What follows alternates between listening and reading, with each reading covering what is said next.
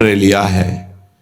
इसलिए मैं प्रिया प्रीतम की चर्चा, नाम कीर्तन, धाम की महिमा, रसिकों का संग, रसिकों की चर्चा, इसके सिवा नान्यम बदामी, हमारी वाणी मौन रहेगी, कभी नहीं बोलेगी।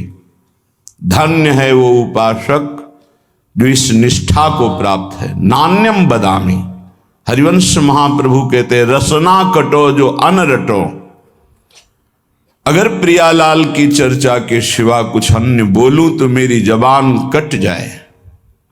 नान्यम बदामी, देखो ये निष्ठा बिना धारण किए वाक्येंद्री पावन नहीं होगी। वाक्येंद्री पावन नहीं होगी तो उसी में विराजमान रसेंद्री भी अपावन रहेगी। रसेंद्री बिगड़ी हुई है तो जनेंद्री को शासन में ले ही नहीं सकते, अर्थात समस्त इंद्रियां आपको अपने अधीन कर लेंगी। जो इंद्रियों के अधीन होता है उससे पापाचरण बनता है, जिससे पापाचरण बनता है उसकी दुर्गति होती है। बिना निष्ठा के नहीं। निष्ठा मानो ऐसी ब्रेक है कि तत्काल उसको रोका जा सकता है।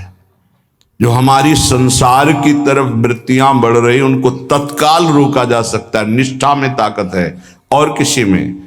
जैसे ब्रह्मचर्य की निष्ठा, उसका ब्रह्मचर्य पर महत्व हुआ और ब्रह्मचर्य निष्ठावान तो चाहे स्वर्ग लोक की अप्सरा आ जाए उसके मन में काम भोग की लालसा नहीं पैदा हो सकती। निष्ठा में ताकत है, अन्य नहीं। अन्य तो फिर मन बड़ा चंचल है, वो फिर टिकना मुश्किल, थोड़ी देर लड़ेगा फिर परास्त होकर उसी में गिर जाएगा। निष्ठावान नहीं, लड़ने की ही जरूरत नहीं, रुचि ही नहीं है, स्वाभाविक रुचि नहीं रहती निष्ठावान की। नान्यत बदामी, नहीं बोलूंगा। प्रियालाल की चर्चा, भगवत चर्चा, नाम जप, नाम कीर्तन, गुण कीर्तन, इसके अलावा मौन। अब देखो कौन उपासक इसको धारण करता है। प्रपंच की वार्ता करने में वाणी बड़ी प्रवीण है, चुगली करने में, निंदा करने में, ईर्ष्या की बातें करने में, राग द्वेष की बातें करने में, इससे बड़ा सुख अनुभव होता है, क्योंकि इसको दुर्गति करानी है उस जीव की जो इस वाक्येंद्री के अधीन हो गया है। आगे कह रहे न श्रृणोमि, श्रवणेन्द्री का बहुत बड़ा महत्व है। जो हम सुनते हैं उसका चिंतन होता है, जो चिंतन होता है वही क्रिया होती, जो क्रिया होती है उसी का परिणाम होता है। कानों को बहुत संभाल के रखें, सुनने मात्र से हमारे अंदर चिंतन बनता है। कठोर शब्द, निंदनीय शब्द, प्रापंचिक शब्द, विषयाकर्षण भरे शब्द, विषयाकर्षण भरे गाने, विषयाकर्षण भरे आकर्षण, ऐसा जो चित्त को क्षुब्ध करके विषय में लगा दे, बिल्कुल नहीं सुनना चाहिए। ऐसी परिस्थिति में यदि श्रवणेन्द्रिय को शासन में लेने का युक्ति नहीं पता है तो कान में उंगली डाल लो और वहां से हट जाओ, नहीं तो श्रवणेन्द्रिय को तत्काल अंतर्मुख किया जाता है। बाहर केवल जैसे चिड़ियां चहचहा रही, आवाज मात्र है, शब्द का बोध नहीं हो सकता, क्योंकि श्रवणेन्द्रिय अंतर्मुख शब्द का चिंतन कर रही, नाम का।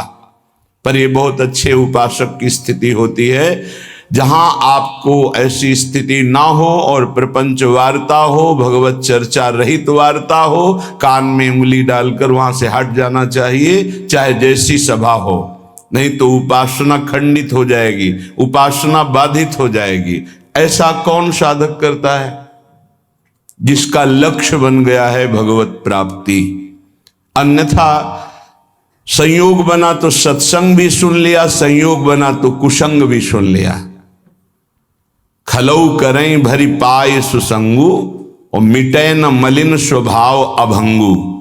दुष्ट स्वभाव के लोगों को भी कभी कभी भगवत कृपा से संत संग मिल जाता है, पर वो अपने स्वभाव के वशीभूत हुए सत्संग का लाभ न लेकर वहां भी अभिमान आदि दोषों से युक्त हृदय होने के कारण वो वंचित रहते हैं, सत्संग के प्रभाव से वंचित। खलऊ करें भली पाए सुसंगु पर मिटे न स्वभाव मलिन अभंगु। जो मलिन स्वभाव है वो उनका इतना कठोर हो गया है कि वो बदलना ही नहीं चाहते। तो अपने लोग तो बड़े कृपा पात्र हैं जितने सब सुन रहे हैं, नान्यम बदामी, वाणी से किसी की निंदा चुगली ये मत बोलो, भगवत चर्चा करो, नाम कीर्तन करो, गुण कीर्तन करो। जो संसारिक व्यवहार व्यापार की वार्ता है, पहले राधा बोलो, मध्य में राधा बोलो, बाद में राधा बोलो और उसको समर्पित कर दो, भजन बन जाएगा, महान सुख प्राप्ति का वो कर्म बन जाएगा, वो योग हो जाएगा। आगे कह रहे हैं न चिंतयामी, तो जो हम देखते हैं, सुनते हैं, बोलते हैं, इसका चिंतन होता है। इसलिए 3 बातों को कहा है, रसना कटो जो अनरटो, निरख अनफुटो नैन, श्रवण फुटो जो अनसुनो श्री राधा जस वैन। अगर किशोरी जी का जस नहीं है तो हम बोलेंगे नहीं, सुनेंगे नहीं, देखेंगे नहीं, क्योंकि जो बोला जाता है, सुना जाता है, देखा जाता है तो उसका चिंतन होता है। तो न चिंतयामी, अगर चिंतन ठीक करना है, चिंतन से भगवत प्राप्ति होती है। अनन्य चेता सततम यो माम स्मृति नित्यशः तस्याहम सुलभा पार्थ नित्य युक्त योगिना।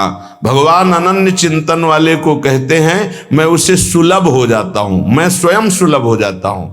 पर चिंतन करना बहुत कठिन बात है। बाहरी साधनाएं भगवत प्राप्ति की ऐसा कर भी सकता है कोई पुण्यात्मा, पर भगवत चिंतन निरंतर होना ये कोई महात्मा ही कर सकता है। महात्मा गृहस्थ में भी होते हैं, विरक्त में भी होते हैं। महात्मा एक स्थिति का नाम है, भेष का नहीं। अगर वेश है, स्थिति नहीं, तो महात्मा नहीं। भेष नहीं है, स्थिति है, तो महात्मा है। वो महात्मा है जो वाणी के द्वारा सत्य और मृदु और हितकर भगवत चर्चा, नेत्र के द्वारा सर्वत्र भगवत भाव से दर्शन, श्रवणेन्द्रिय के द्वारा सर्वत्र जो वाणी है वो भगवत स्वरूप है, शब्द ब्रह्म में है, ऐसा मानकर उदासीन हो गया है, केवल भगवत चर्चा सुनता है, नाम कीर्तन सुनता है, भगवत भाव से युक्त जो महान पुरुष है उनके चरित्रों को सुनता है, जो व्यवहार की वार्ता करता है वो भगवत समर्पित नाम युक्त। अब उसका चिंतन अनन्य बनता है। जिसका अनन्य चिंतन बनता है उसकी पूरी जिम्मेवारी श्री भगवान ले लेते हैं। प्राप्ति जो भी तुम्हारा ऐश्वर्य वैभव भगवत सामग्री है उसकी रक्षा करना, और जो अप्राप्त की प्राप्ति कराना है वो जिम्मेवारी श्री भगवान ले लेते हैं।